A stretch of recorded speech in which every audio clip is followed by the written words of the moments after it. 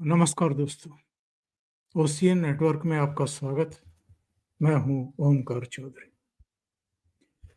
जो ये आज की नई पीढ़ी है, ये जो नई तांती है राजनीति की, और वो कहते हैं ना कि जिसको नई नई दौलत मिलती है या नई नई शोहरत मिलती है,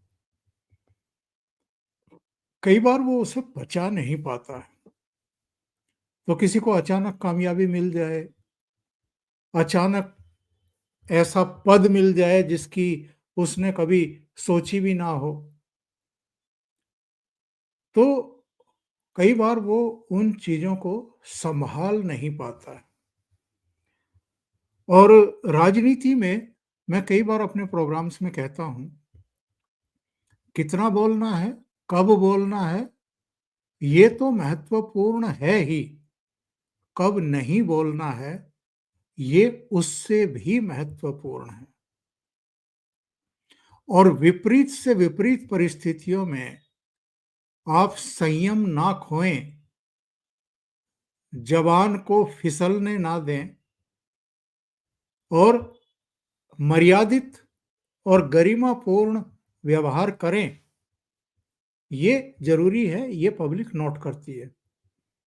हमने ऐसे अहंकारी जीवों, नेताओं का पतन अपनी आँखों से होते हुए देखा है, जो शेखी-खोरे हैं, बड़बोले हैं और जो नासमझी में बहुत कुछ कह देते हैं, बक देते हैं। अब आप देखिए, अखिलेश यादव महाकुंभ के बारे में किस-किस तरह की बयानबाज़ी कर रहे हैं और इनका स्थान अब कहाँ है? लोकसभा चुनाव में ज़रूर कुछ कामयाबी मिल गई जिसकी वजह से कॉलर खड़े करके और ज़्यादा बदज़ुबानी करने लगे हैं। अभी जो उपचुनाव हुए हैं उसमें आप देखिए 10 में से 8 सीटें हार गए और जब भी आगे चुनाव होंगे 2027 में, तब भी उत्तर प्रदेश क भी गवाह होगा, हम भी और पूरा देश भी। क्या नतीजे आएँगे?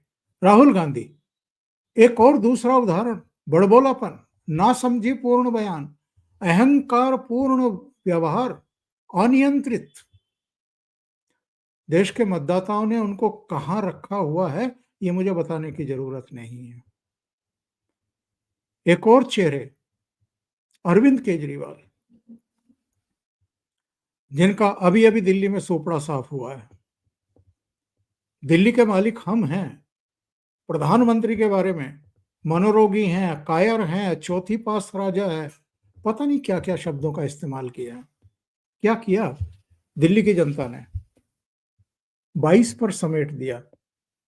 इसी दिल्ली की जनता ने इनको पहली ही बार में 28 सीटें दे दी थी।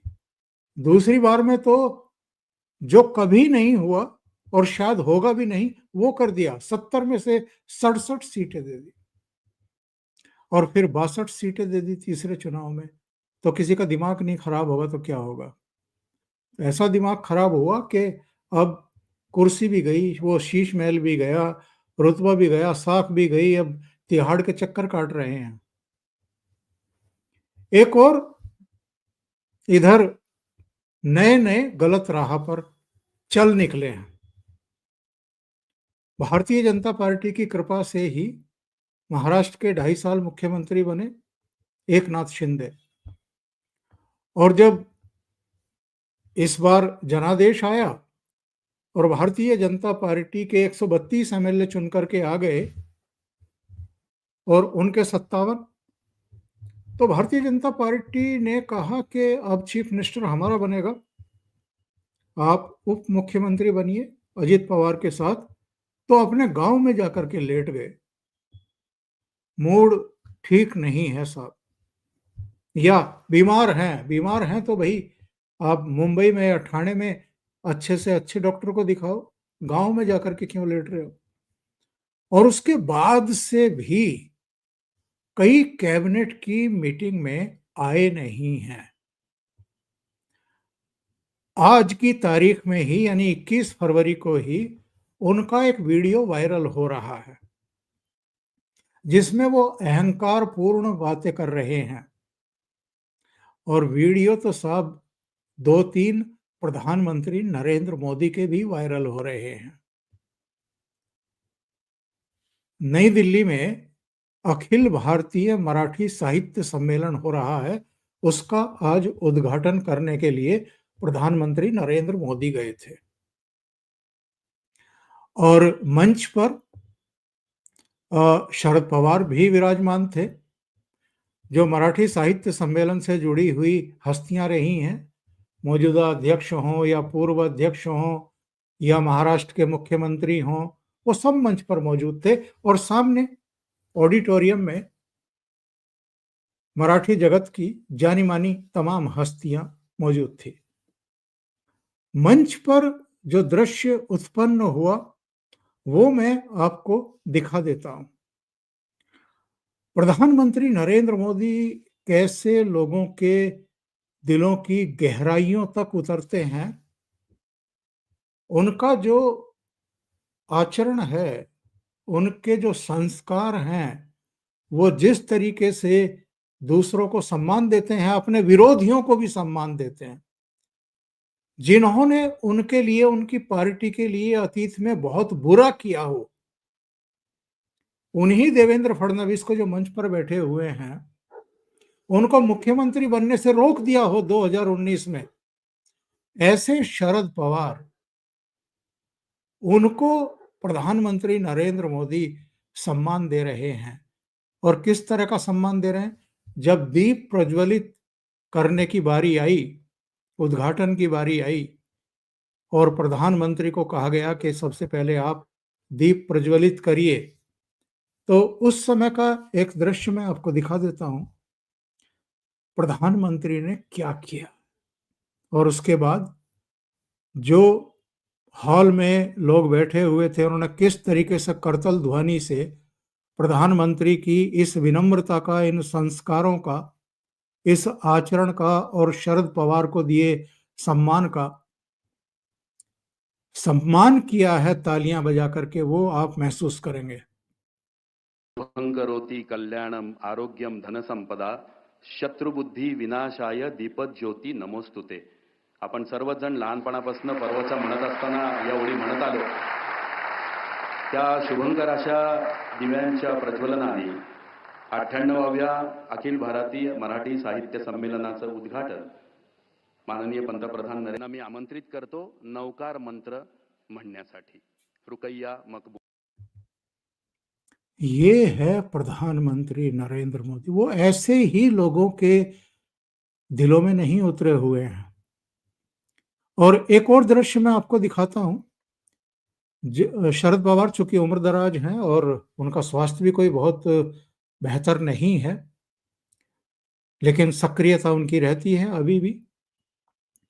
जब वो मंच पर पहुंचे तो एक हैरान परेशान करने वाला, आश्चर्यचकित करने वाला जेस्चर प्रधानमंत्री नरेंद्र मोदी की तरफ से देखने को मिला।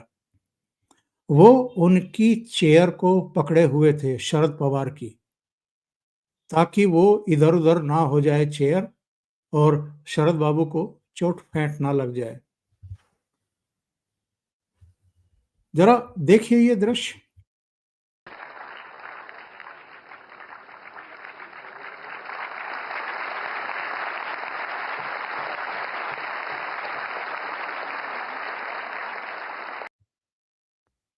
लोगों ने किस तरीके से प्रधानमंत्री का स्वागत किया। एक और दृश्य साहब, प्रधानमंत्री नरेंद्र मोदी शरद पवार की पानी की बोतल खोल करके उनके सामने रखे हुए गिलास में पानी डाल रहे हैं। मराठी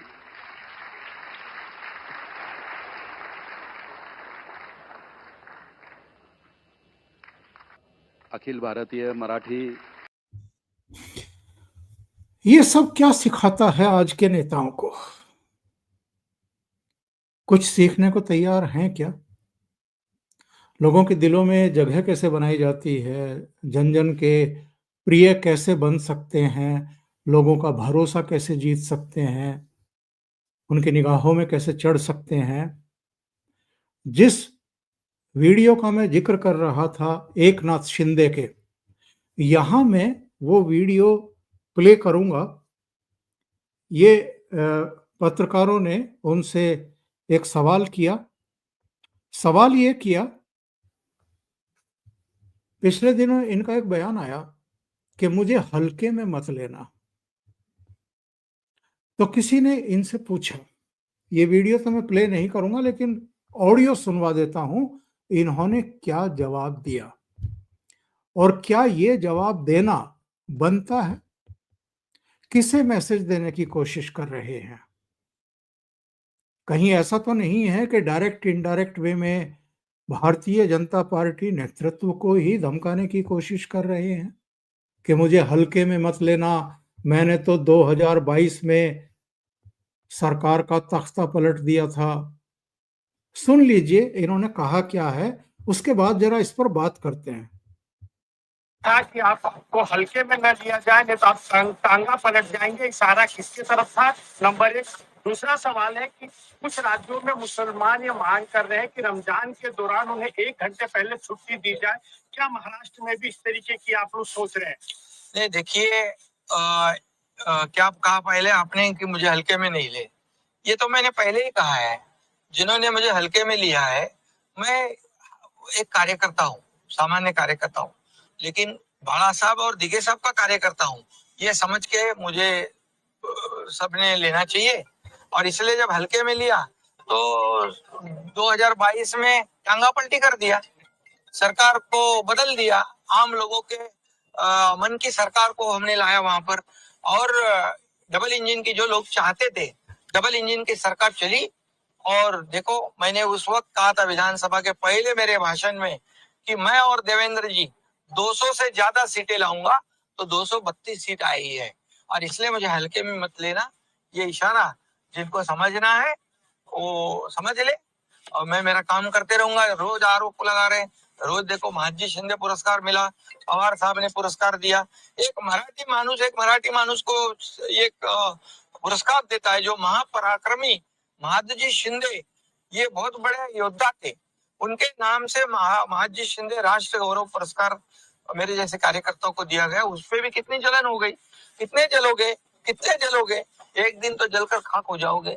और इसलिए मैं कहता हूँ कि उस वक्त पवार साहब का भी अपमान किया, जिन्होंने उनको मुख्यमंत्री बनाया था, उनका भी अपमान किया। साहित्यिक लोगों को दलाल कहा, उनका भी अपमान किया। महादजी शिंदे जी, उनके वंशजों को भी अपमान किया। मेरा तो अपमान छोड़ो, और उसमें अमित शाह जी का भी नाम जोड़ा गया। बोले ये पुरस्कार अमित शाह जी को है। क्यों? क्या ये सब चल रहा है? कभी तो सुधरेंगे कि नहीं? और इसलिए मैं अभी भी कहता हूँ, देखो, मुझे कितने भी आरोप लगाओ, कितनी भी गालियां दो, लेकिन जब तक ये पूरी जनता महाराष्ट्र के हमारे साथ है, तब तक मुझे कोई चिंता नहीं है। बहुत सारे लोगों का ये मत होगा कि भाई ये उद्धव ठाकरे को, संजय राउत को, उनको सुना रहे हैं। मैंने कल एक वीडियो में जिक्र किया था, जब दिल्ली की मुख्यमंत्री रेखा गुप्ता का शपथ समारोह हो रहा था और प्रधानमंत्री नरेंद्र मोदी की मंच पर एंट्री हुई थी, तो 2-3 को छोड़कर के एकनाथ शिंदे खड़े हुए थे। प्रधानमंत्री सबसे पहले उनके पास रुके और उनके हाथ पर इस तरीके से 3-4 बार थपकी दी, उनसे रुक करके कुछ कहा। बाकी और भी राज्यों के उप मुख्यमंत्री खड़े थे, अजित पवार भी खड़े थे, उनसे प्रधानमंत्री ने कुछ नहीं कहा। फिर वो जो आंध्र प्रदेश के मुख्यमंत्री, उप मुख्यमंत्री हैं पवन कल्याण, उनके पास रुके, थोड़ी हंसी ठिठोली हुई उनके पहनावे को लेकर के, या फिर चंद्रबाबू नायडू के पास रुके। प्रधानमंत्री क्यों रुके थे एकनाथ शिंदे के पास? उनके हाथ पर थपकी क्यों दी थी? उनसे बात क्यों की थी? एकनाथ शिंदे का जो व्यवहार है पिछले कुछ समय से, वो अजीबो-गरीब है। वो सुनाते किसी और को हैं, लेकिन मैसेज कहीं और देने की कोशिश कर रहे हैं। और ये तब से ज्यादा है जब भारतीय जनता पार्टी ने फैसला किया कि 132 हमारे आए हैं तो मुख्यमंत्री हमारा होगा। फिर फैसला किया और देवेंद्र फडणवीस ने स्पष्ट कर दिया कि होम मिनिस्ट्री तो मेरे ही पास रहेगी, वो हम एकनाथ शिंदे को नहीं देंगे। उसके बाद भी कुछ फैसले हुए हैं जिनसे इन्हें लगा कि मेरी अब इस सरकार में उतनी वक़्त नहीं बची है या मेरी मनमानी नहीं चल रही है जैसे जब मुख्यमंत्री थे तब ये कर रहे थे। और इन्होंने क्या कहा जब दिल्ली की मुख्यमंत्री रेखा गुप्ता चुनी प्रधानमंत्री नरेंद्र मोदी ने? इन्होंने कहा कि लाड़की बहना चुनी गई है तो हमें खुशी है। ये लाड़की बहना शब्द इनकी जबान पर क्यों चढ़ा हुआ है और बार बार लाड़की बहना क्यों करते हैं, ये भी समझने की जरूरत है। जो महाराष्ट्र में लोकसभा चुनाव के नतीजों के बाद एक योजना लागू की गई थी, वो कहां से उसकी प्रेरणा मिली थी? एकनाथ शिंदे ने क्या अपने दिमाग से सोच करके वो योजना लागू की थी, या सबसे पहले चूंकि मध्य प्रदेश में शिवराज चौहान के समय लाडली बहना एक योजना का सूत्रपात हुआ था, फिर हरियाणा में हुआ था, ये आइडिया वहां से लिया था। इन्होंने महाराष्ट्र के विधानसभा चुनाव के दौरान भी, उस समय भी ये एक नैरेटिव चलाने की कोशिश की थी कि जैसे लाड़की बहना का कॉपीराइट इन्हीं के पास है और ये इन्हीं के दिमाग की जो है योजना है और इन्हीं की वजह से महाराष्ट्र की बहनों ने, माताओं ने, बेटियों ने भारतीय जनता पार्टी और इनके गठबंधन को जो है वो वोट दिया है और समर्थन दिया है और सरकार बनी है। और वही चीज यहां भी देखने को मिल रही है। मेरा कहने का मतलब सिर्फ इतना है कि एकनाथ शिंदे जैसे लोग, एकनाथ शिंदे जैसे नेता, जिनको वो जून 2022 में जो घटना हुई थी, उद्धव ठाकरे की शिवसेना टूट गई थी, 40 एमएलए टूट गए थे, 13 एमपी टूट गए थे, उससे पहले तक, और जब भारतीय जनता पार्टी ने इनको ही मुख्यमंत्री बनाने का फैसला किया और देवेंद्र फडणवीस को कहा कि आप उप मुख्यमंत्री बन जाओ, उससे पहले तक एकनाथ शिंदे नाम को कौन जानता था महाराष्ट्र के बाहर? और महाराष्ट्र में भी मुंबई, ठाणे तक इनका नाम सीमित था। ठीक है, ये उद्धव ठाकरे के मंत्रिमंडल में भी थे, उससे पहले देवेंद्र फडणवीस की सरकार में भी थे, लेकिन एकनाथ शिंदे को पूरा महाराष्ट्र भी नहीं जानता था। तो पैन महाराष्ट्र के लीडर अगर बने हैं तो वो किसकी वजह से, किसकी कृपा से बने हैं? भारतीय जनता पार्टी की कृपा से। और ये कैसे संभव है कि 57 सीटें आपने जीत ली तो 132 सीट जीतने वाली भारतीय जनता पार्टी अपना तो मुख्यमंत्री ना बनाए और फिर से आप ही कोई मुख्यमंत्री बना दे? उसका कोई कैडर है कि नहीं है? महाराष्ट्र के मतदाताओं की तरफ से जो संकेत और संदेश मिला है कि 132 सीट हम बीजेपी को दे रहे हैं, यानी सबसे अधिक सीटें हम बीजेपी को दे रहे हैं, उनकी भावनाओं का कोई सम्मान है कि नहीं है? या जो आप चाहते हैं वही आपका कर दिया जाए? तो एकनाथ शिंदे के पास समय है कि वो सोचे समझें और इतनी अहंकार पूर्ण बातें ना करें। या तो अगर वो इस तरह की बात कर रहे हैं तो गोलमोल ना करें जलेबी की तरह, वो सीधे सीधे कहें कि उद्धव ठाकरे और संजय राउत के बारे में मैं ये कह रहा हूं। तो कहीं पे निगाहें और कहीं पे निशाना। और अगर कुछ इश्यूज हैं भी तो बैठ करके एक बार बात कर लो भाई।